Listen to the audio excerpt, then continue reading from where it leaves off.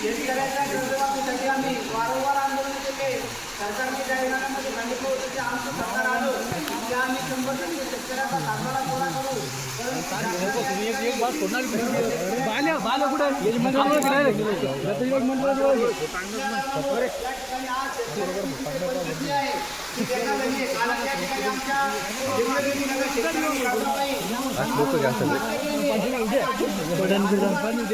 अच्छा पाणी आपल्या आणि म्हणून या ठिकाणी आम्ही अधिवेशनामध्ये सरकारला निवेदन दिलं होतं, परंतु काही फायदा झाला नाही.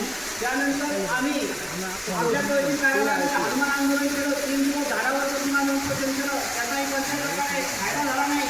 आणि म्हणून आम्ही पुन्हा काल अधिवेशनात मुंबईला गेलो, परंतु त्या ठिकाणी आम्हाला गरीब खेळ करून पोलिसांनी अटक केली आणि अटक करून त्या ठिकाणी आमचं आंदोलन दर्शवण्यात आलं. आणि म्हणून आज या ठिकाणी मग अकोला या ठिकाणी या सरकारी निधीमध्ये आज आम्ही बावडी आंदोलन करीत आहे आणि सरकारला या ठिकाणी इशारा देत आहे की जर तुम्ही आमचा शेतकऱ्यांचं पूर्ण कर्ज माफ केलं नाही, आमच्या शेतकऱ्यांचा सातबारा पूरा केला नाही, तर या ठिकाणी जीव गेला तरी चालेल, परंतु आता आम्ही तुमच्या गावात येणार नाही. आता तुम्हाला आमच्या गावात यावं लागेल आणि शेतकऱ्यांची संपूर्ण कर्जमाफी करावी लागेल.